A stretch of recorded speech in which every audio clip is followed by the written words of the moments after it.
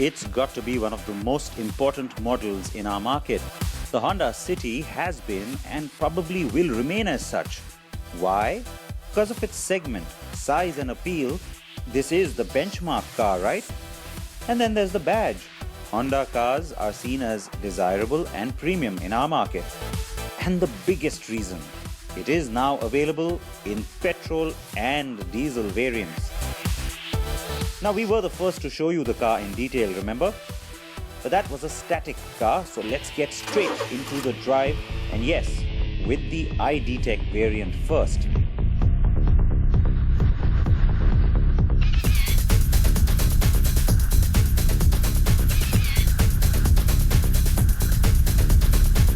Well, of course, that 1.5 litre diesel engine is the same block from the Amaze. It's not as noisy, but you know, the good thing is it has a very different character. And of course, this is not the same car. It's a bigger car. It's got more bulk, but it has a different character, this engine does. And that's a good thing because you want that separation, really. Now, it's not punchy because there's a very definite and very clear and very obvious bias from the engineering team towards, when it comes to the tuning, towards fuel efficiency. Honda wants bragging rights in this segment, wants to say it has the highest fuel efficiency in its class. 26 kilometers per litre is what the company claims. And the onboard computer right now on the car has been giving us, well, somewhere between about 20 to 21 and a half kilometers to the litre. So pretty good on efficiency for sure. But having said that, it's not a sluggish car. It still performs well. It's smooth. Power delivery is fairly decent as well. The part that bothers me is that when you are sort of cruising along in higher gears, you want to just take your foot off the gas just for a little bit and you know, change lanes or whatever. There's a certain amount of vibration that creeps in between 1300 and 1500 RPM that almost compels you to change gears, to downshift, even though the engine isn't asking for it. So that's a little annoying. But the gear shifts, let's talk about that. The 6-speed gearbox, definitely a big USP in my book. Really nicely mated to this engine otherwise, and gives you good ratios. The petrol has a 5-speed manual and it has a CVT. We'll drive the CVT in just a bit. Nice features coming in, like the little triple turn indicator to change lanes, one touch, that's nice.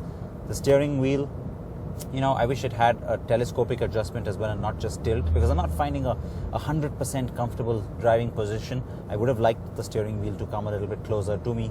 So since I move my chair forward, my knee has been sort of hitting the dash, so a little uncomfortable there on that.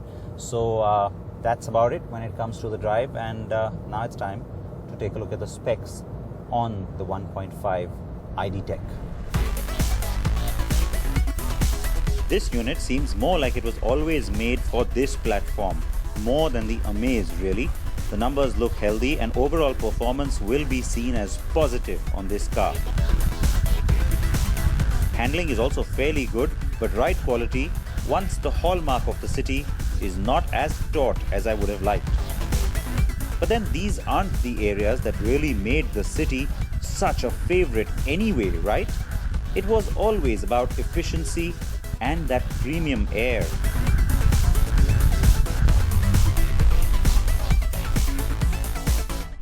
As you've seen before on the program, it's a nice attractive cabin, good use of colors and materials, but the part that people will like is just this whole central console. It's got this very cool piano black finish.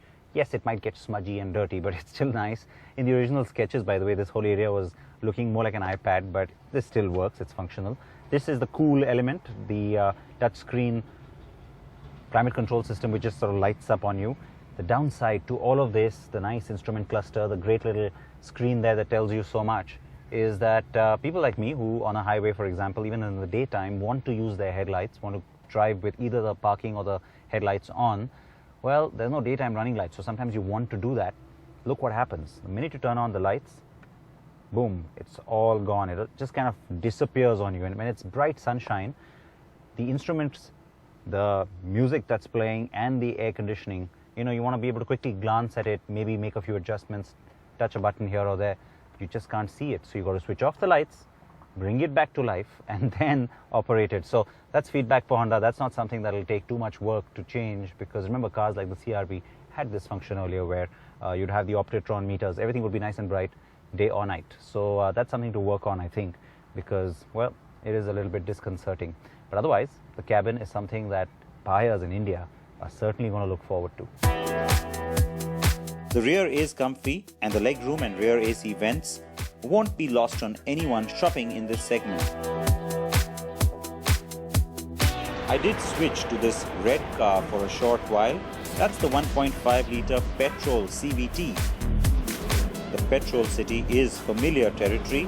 It is of course available in manual too. It's smooth, it's energetic, and overall a pleasurable driving experience. The CVT will once again take some getting used to after having a conventional auto transmission on the last gen. But I do expect a number of urban buyers to consider this variant, and once again, like some of the other CVTs in the market, Honda claims higher fuel efficiency on the CVT over the manual.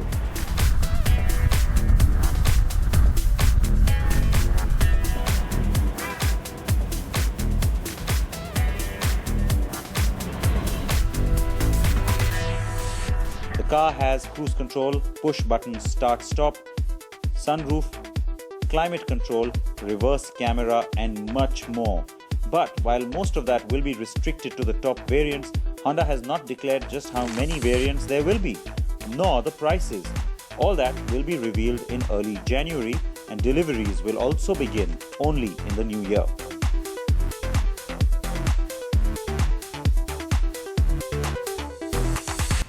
Is it attractive? You bet. Is it contemporary? Yes. Does it do enough to send home that premium message Honda wants to send home? Sure it does. Nice big headlamps, huge amount of chrome in the front, chrome door handles, all of that, and lots of work done in the metal as well, which really works these days, isn't it? You got this nice sharp line along the side as well, really pronounced. Looks pretty interesting down here especially. Now, the point though that I'm trying to make, the last few generations of the city, each time you had a generation jump, the styling jumped as well. There isn't a big, huge leap happening this time. In fact, so many of you, as I mentioned on the show the last time we had the car, have said this, that this looks like a facelift on the city and not necessarily a huge generation change. Honda has chosen to do that and has chosen to do it specifically.